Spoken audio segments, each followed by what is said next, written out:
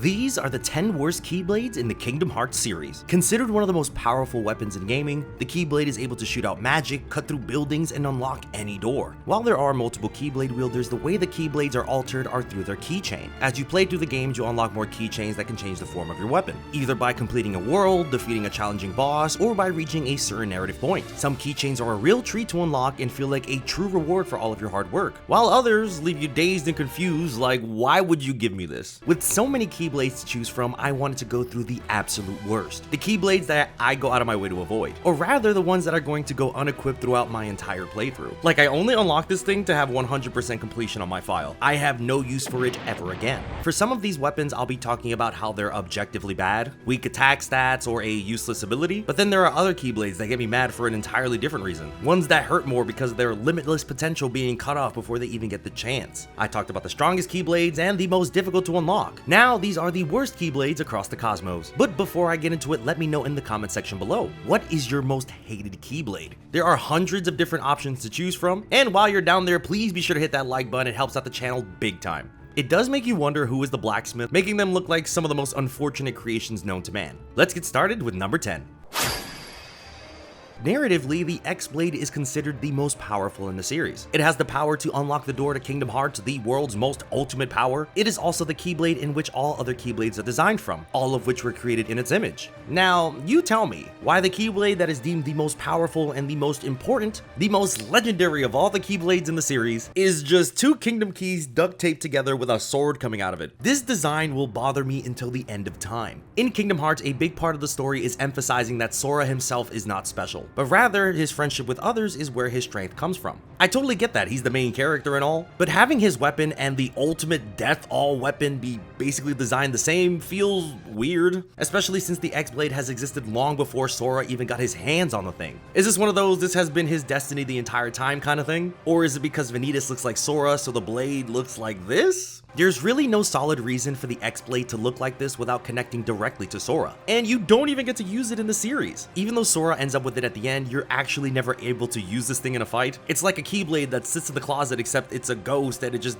doesn't exist. I don't know, this part of the lore just confuses me. Its design is so goofy it got me dazed. Strongest weapon in the series, two Keyblades duct taped together.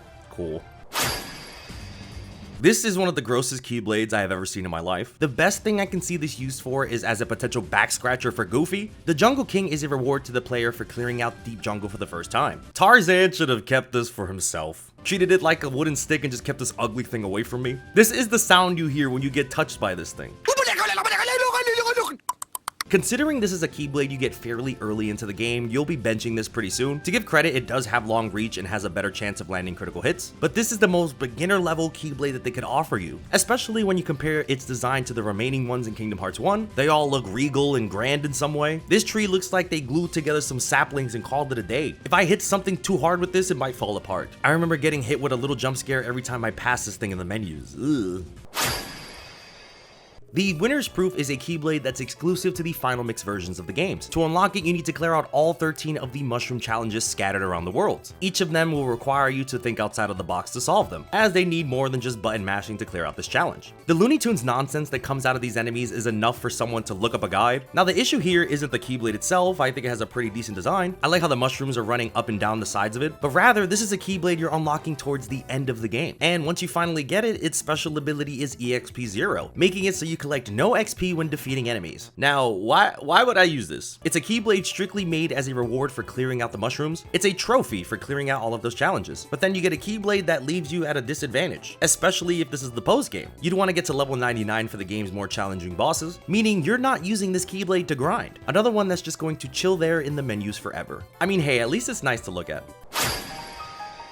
Speaking of award Keyblades, do you want to eat some ice cream? It doesn't have to be an ice cream. Oh wait, yes it does. While Kingdom Hearts Birth by Sleep didn't have a traditional synthesis collection like the other games, in this title you go around the world searching for ice cream ingredients, which can take a long time if you don't know where to look. This is another Keyblade that requires you to be deep within a guide to find everything, especially since this game has 3 different playable characters, each with their own sets of ingredients to look up, making this Keyblade a hassle. And even after collecting all this ice cream in the world, this is your reward? I remember when the series talked about the Keyblade like it's this incredibly powerful and dangerous thing, capable of being the reason that the world's come to an end. But this one, you can add sprinkles on it. What is even considered a Keyblade anymore? This is another one of those rewards that you get as a completion bonus, but ultimately not one that you should be wasting your time on if you really just want to get something good. It looks tasty though.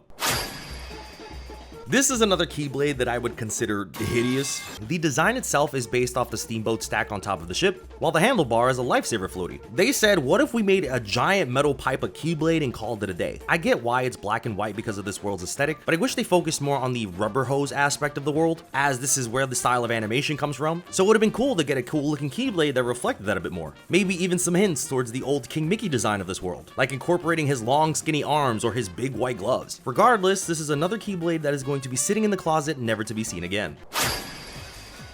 I wasn't originally going to include this Keyblade on this list because it felt like low-hanging fruit, but you can't talk about the worst Keyblades without mentioning the Sweet Memories Keyblade. Rewarded to the player after clearing out 100 Acre Woods in Kingdom Hearts 2, it has the lowest attack stat of any Keyblade in the rest of the game, making it the actual weakest in terms of its strength. You'll be nickeling and diming your enemies if you decide to use this one. This Keyblade has two separate abilities depending on which version of the game you're playing. In the original version, it has Lucky Lucky, making it more common for enemies to drop items, which isn't a terrible ability if you wanted some extra HP or MP, but it does get a lot better in Kingdom Hearts 2 Final Mix with the Drive Converter ability. This makes it so that some of the money dropped will turn into Drive Orbs, since you gain XP in that form by collecting Drive Orbs. So it's not the most useless Keyblade in the world in the Final Mix version. In the original though, Sweet Memories is something you only equip if you're purposely trying to make the game harder. Avoid this thing like the plague. I think it's time we all start a GoFundMe for the Wayward Wind Keyblade. This thing needs to see a dentist as soon as possible, golly. So this is Ventus's main Keyblade throughout the series. It's designed in a way so that Ventus can use it while holding it backwards. Outside of this thing looking like a picket fence with no measuring tape, it's a Keyblade that annoys me for narrative reasons. So the Birth by Sleep trio all have their own default Keyblade at the start of their journey. Aqua has Rainfell, Terra has the Earth Shaker, and Ventus has Wayward Wind. As we get closer to the end of the stories, we get an upgraded version of each of these. Aqua's Rainfell gets a new version with Stormfall, and Terra's Earthshaker for the ends of the earth. Now, both of these new Keyblades appear for Terra and Aqua several more times throughout the series. In fact, they end up being the main Keyblades for these characters for a good chunk of time. The Lingering Will ends up keeping the ends of the earth, and Stormfell remains with Aqua's armor. Now, Ventus also gets an improved Keyblade called the Lost Memory, although this Keyblade took its namesake too seriously, as the Keyblade never showed its face again. Instead, Ventus has been stuck with the Wayward Wind in all instances since then, which is mainly why I think this is the worst. Ventus is never able to flex his new weapon and is stuck with this railroad track. It's a shame because Lost Memory is so much cooler looking. I do wish this was his new default moving forward. I do want to take a special moment to credit some items that aren't exactly Keyblades, but they've done some Keyblade type things and have been wielded by our warriors. Starting with the stick from 358 over 2 days. As you're barely able to do anything when holding it as Roxas, his attempt to bring the Keyblade back to Xion left him fairly defenseless. But of course, the true king of the non-Keyblades is the wooden sword from Kingdom Hearts 1. After arriving in Hollow Bastion for the first time, Riku ends up stealing the Keyblade from Sora, leaving him vulnerable to the dangers ahead. But with the help of Beast and the wooden sword, Sora rushes for Kairi anyway. That short instance where you're playing with a wooden sword is the most open I've felt in the series. You're barely doing any chip damage and you'll be mainly hiding behind Beast to do all of the work. Although you still can use magic, which means the magic is part of Sora and not part of the Keyblade. It's impressive how much work Donald had to put for Sora for him to work his magic without his main weapon. You'll be running for your life through Hollow Bastion to avoid all the dangers. It's an incredible feeling when you do finally get your Keyblade back. No need to ever feel that weak again.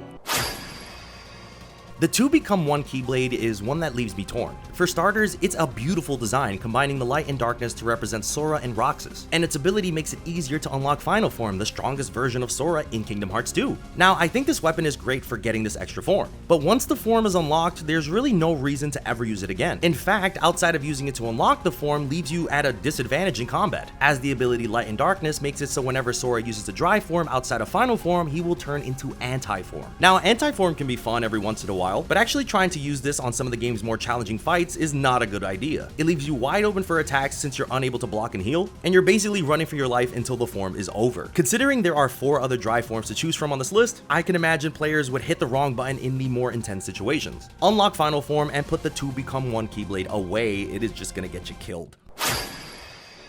In Kingdom Hearts Union Cross, you're able to collect resources to upgrade your Keyblade. Upgrading improves the stats and changes the design of the weapon into something more elaborate. Although some of the higher tier Keyblades are just versions of the Keyblades that we have seen before, to mention the worst Keyblades, I want to show you the level 1 versions of all of them. There's something so funny about how they all get downgraded in their design, showing a worse version of an already bad Keyblade, taking some parts of its design and just trimming it down.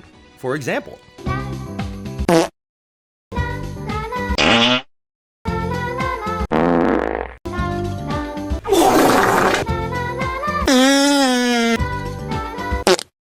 but yes, these are what I consider the 10 worst Keyblades in the series. It's tough because the Keyblades didn't really get a lot to do until Kingdom Hearts 3, where you're able to transform them into a bunch of different forms, but everyone still has their own personal favorites and a chunk that they absolutely hate. And these were mine. But of course, let me know what you guys think in the comments section below, and thank you all so much for watching. Please be sure to comment, like, subscribe, and stay awesome.